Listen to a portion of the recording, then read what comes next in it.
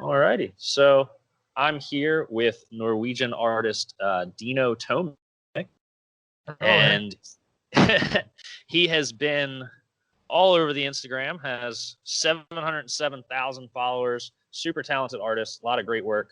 And I've been fortunate enough to get in contact with him and talk to him today. So, Dino, let's start off. Just tell me about how you got into art way back in the start. How did you start making? What got you into it? Like, you mean kindergarten? Yeah, all the way back, all the way back. All the way back. So I was always drawing. I was always the kid alone in the classroom drawing while everybody else was playing around. And basically, I'm still the same kid today after 30 years.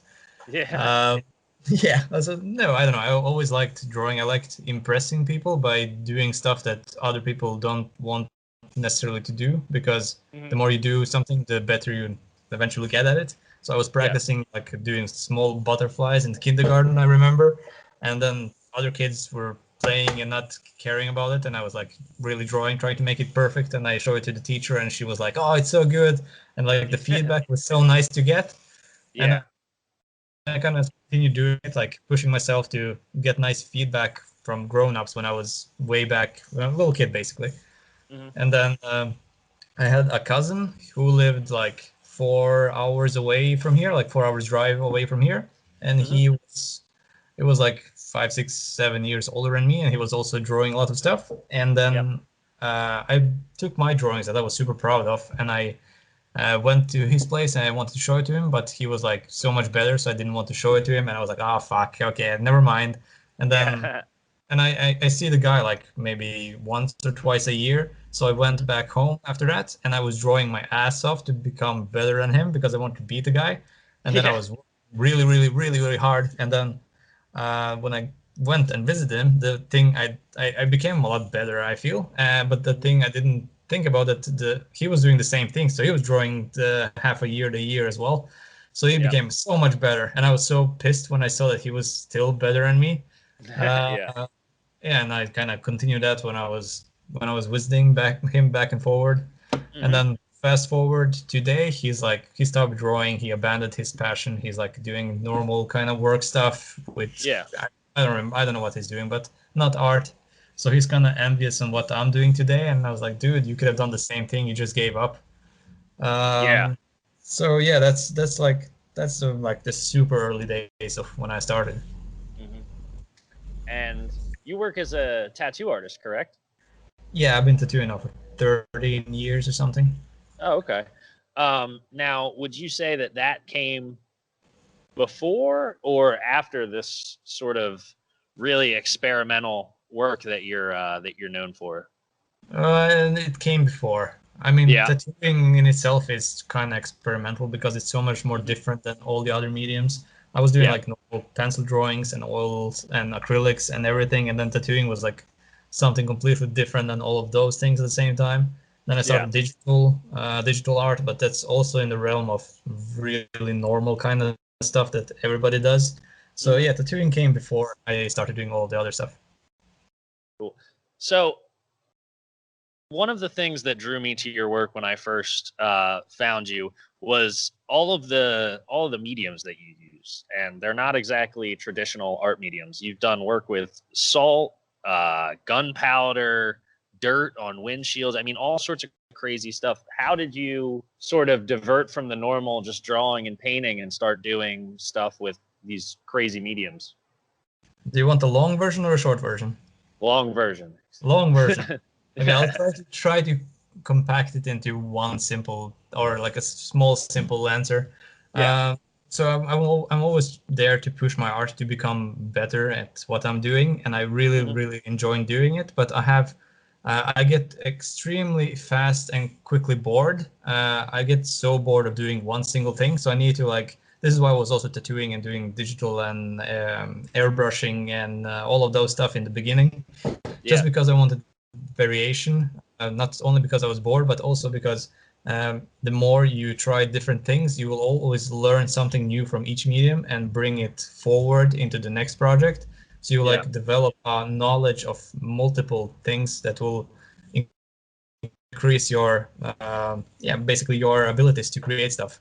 So I was always going with that mindset, and then one day I was like going around, I was thinking, because I was doing a lot of normal pencil drawings, and I was thinking, oh man, even when I put like now 3 years in intense drawing sessions to do the giant pencil portraits of my family, I don't know if you've seen it, the realistic ones.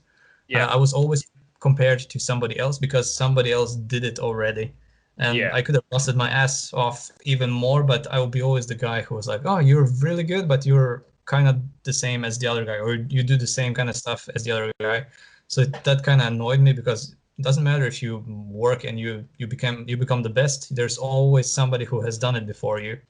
Yeah. So my mindset was then to like create something that absolutely nobody else does, and I'll automatically become the guy who is on top. So if somebody else tries to do what I'm doing now, they're going to be referred to, oh, look, you're really good, but you do the stuff like Dino does.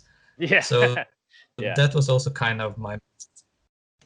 So and plus, I get easily bored. I like challenges. I like the challenge of if you don't have anybody to ask how to do something, you can Google it. Then you need to like really use your brain to develop the new technique and figure out what could actually work. And that's really something I like.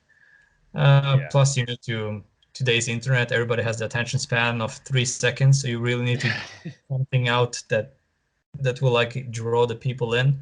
So it's like a mix of all of these things, basically. Now, how long? Well, I guess one of the things that I wanted to focus on, because it just blows my mind that you do this stuff, is the salt and gunpowder. Yeah. It's got to be such a pain to work with these small little grains and fine tuning it. How long did you, or do you still have to practice with this stuff before you can even come close to a finished piece, or are you just going for it right away? You have no idea. It takes so much freaking time to do these, especially or both, but more the gunpowder, because you probably seen it. I use like a tiny scissor to like put each grain in place, and my neck suffers for it greatly. It's really bad for your body because you need to sit on the floor in an uncomfortable position for a whole day to do a piece.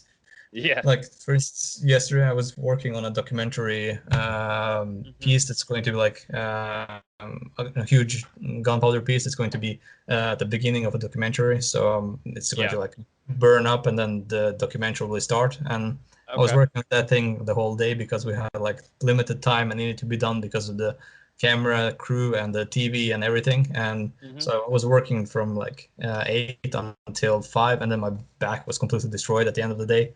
Just because it's such a terrible position to work in. What was your question? I forgot. Just like the practice and experimentation that goes into stuff like that before you even get to a finished piece. Oh yeah. So when the first thing I really started was different, was the salt paintings or the salt drawings or whatever you want to call it. I basically had the knowledge of how to do a portrait because I did like a bazillion portraits with normal mediums. So the only thing that I needed to like focus on here is like, okay, how does the salt work on a carpet? Because I know how to make a face. That's not a problem. I just need to figure out how the grains react to the carpet. What's the distance of each grain? What's the positioning? What's the lighting? What's like, you need to have like a perfect reference photo before you start.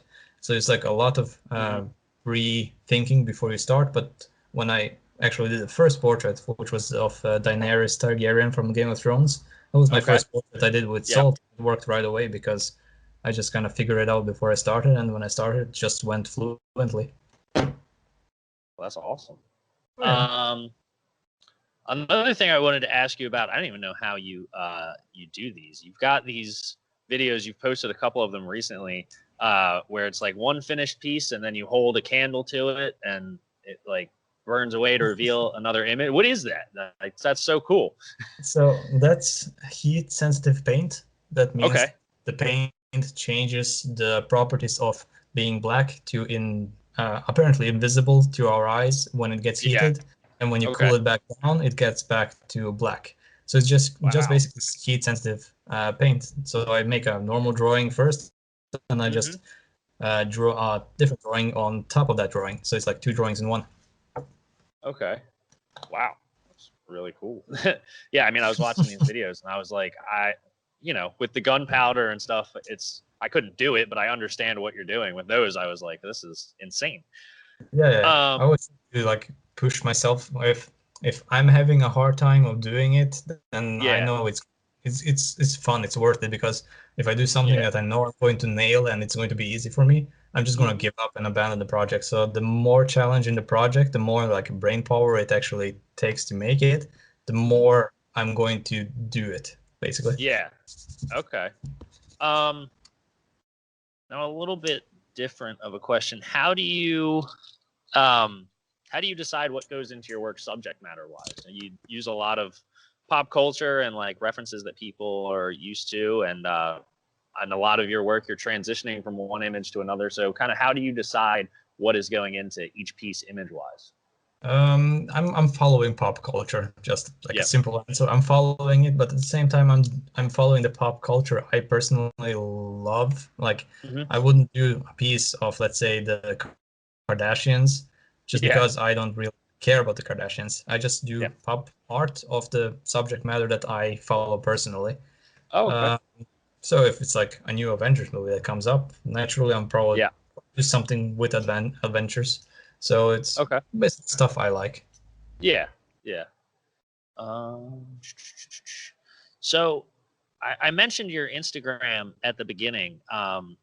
You've built quite a level of popularity based on social media.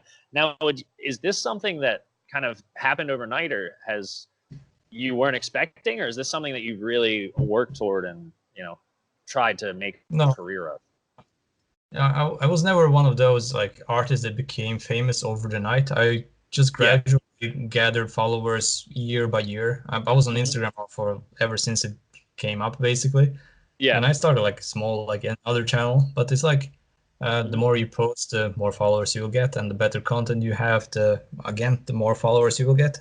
So I never got like a bazillion of them over the night. It's just gradually some followers each day, and then after a few years, you have a bunch of them. Now, are you showing work outside of this consistently? Are these salt paintings or drawings? Are they movable at all, or what can you kind of display or move, and what's kind of like a one shot and then done sort of thing? So all the salt pieces are just destroyed when I'm done. That's the point of it. I'm normally asked to do like giant salt projects on different kind of conventions, and like for entertainment. I work in the middle of a show, and then people go around and look and question why the heck I'm doing all of that just to destroy it. So all the salt and sand and dust pieces are destroyed, and probably a few more that I can't really remember now because I'm destroying a lot of stuff that I'm making. But most of the powder is still there, because when the gunpowder burns, you still have the canvas that you can just put directly on the wall, and that's the finished painting. Same with my glow in the dark paintings, same stuff. And so do you do like gallery shows with this, or are you selling these, or what's kind of the use beyond or the further use of a finished piece once you're done with it? Yeah, so since I do have few followers now, most of my stuff gets sold right away. Okay. So that's if and like a lot of the stuff that you see on my page was commissioned like beforehand, and many of the stuff is also like for big production stuff that I don't really necessarily write down each time, but like it's people commission it, and then I just ship it when it's done. Okay.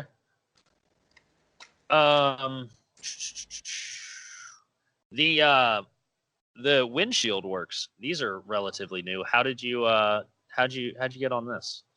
So I saw somebody do something similar like a long time ago somewhere, and I was thinking, oh, I can just try it. Why not?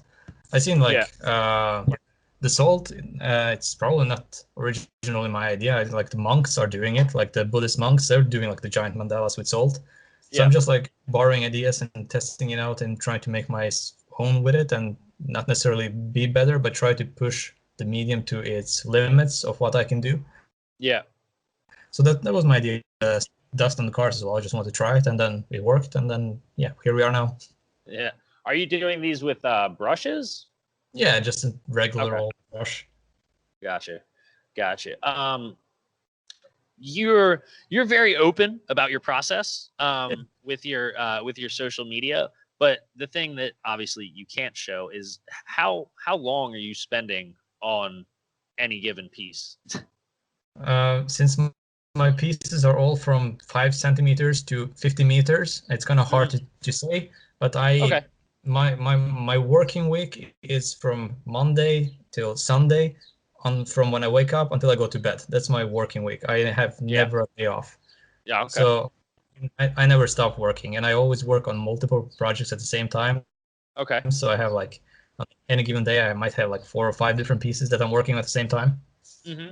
So that's the thing. I easily get bored. So if I feel I'm a little bit bored with one piece, I just jump over to the next piece. So I always have a lot of them like coming along. Okay. And is this all in one studio space, or are you kind of bouncing around from space to space? You got your glow in the dark setup and your gunpowder setup. How does that work? Do you just have all of these things together? I have all of it together. If I'm not Yeah. working conventions, except the tattoo shop, that's obviously on different area. But all of Yeah. the other meetings that you see are in my house. But Mm-hmm. like the dust, that needs to be outside. I can't do a car inside. But most of the Yeah. Yeah. gunpowder and glow in the dark and the heat sensitive and the tape art and like all of these, they are done in my house. Okay. So you mentioned the conventions a couple times and doing these large pieces and people getting to watch your process. How did you get into doing those? Did somebody come to you and you just went from there? Or? Yeah, I did few of them, and since I have few followers, many Yeah. people see it, and it just spreads really fast. And they were like, this is cool as an attraction for people to watch. And then I was invited to New York after I started doing the assault, and then it just Oh, exploded from there. I just started traveling way too much. okay. So you've shown your work all over the world. Am I right Yeah, in saying that? Yeah. yeah, pretty much. I've been That's to awesome. many places, still many more places to visit, I think. Yeah. Yeah. Art will take you there. Yeah, Hopefully. yeah. um. So I've got to ask, since you work in so many different mediums, do you have a favorite? I do not. I don't have a favorite. I like. Yeah. There's something special with each of them. Yeah. Yeah, I can't. It's like choosing your favorite child. Yeah. I totally understand, but I've got to ask. So is there anything that you can reveal to me, any new experimental art style that you're going to try next, or? Well, I could, but it wouldn't make any sense until I really know it's going to work. I always order so many different kinds of stuff that you wouldn't think that you can make something with, and Mm-hmm. then I might go in with idea, but then might test it and it works completely different than I think is going to work, and then Okay. I just like develop it from there. So I have always like 5 or 6 new stuff experimenting with. I'm trying Mm-hmm. to do like what's it called, hydrophobic art again with water. Is that what it's called? When you like Yeah. Yeah. yeah. Yeah. So I I'm think so. experimenting with that right now. So we'll see. Oh, okay, cool. Um, Mm. so we'll start to wrap up here. One thing, you've built sort of a non-traditional art career, and you've been very successful at it. Would you do you have any advice for an emerging artist or somebody who's not quite sure what to do going forward in their art career? Never give up. That's the like the biggest. That's really the biggest thing. If Mm-hmm. you see somebody that's working really hard, you make Yeah. sure that you work twice as hard as that person. You really need to push yourself. There's no like real secrets. There's no magical brush that helps you become good. You just need to put the Yeah. hours on, and the more you do it, the easier easier and faster it will get. So Yeah. I'm still, I myself, I'm learning every single day, and I'm becoming faster and better every single day in whatever I do. So you need to be persistent and really push yourself to the limits and think about your health, but it's hard because normally your health suffers of it because you work too much, or at least I do. Yeah. All right. And so to close it out, Dino Tomic, once again, you can find him on Instagram. His Instagram is just his name. Do you have anything that you're showing or anything coming up soon that you'd like to plug? A lot of things, but I have contracts, so I can't talk about them. But they're Okay. really fun with big companies. Yeah. So a bunch of those and a bunch of new stuff that I'm working, and I have a few more concepts that are gonna come up probably next week that I hope people will like. So yeah, a lot of new stuff. Oh, okay. Awesome. So you'll have to follow along to see all the new stuff that's coming. But once again, that's Dino Tomic on Instagram, and I'll share that with everyone. Dino, thanks so much for doing this interview with us. It's been a pleasure, and Thank you. maybe one day we'll make it out to Norway to get to do some in-person stuff. Yeah, yeah, for sure.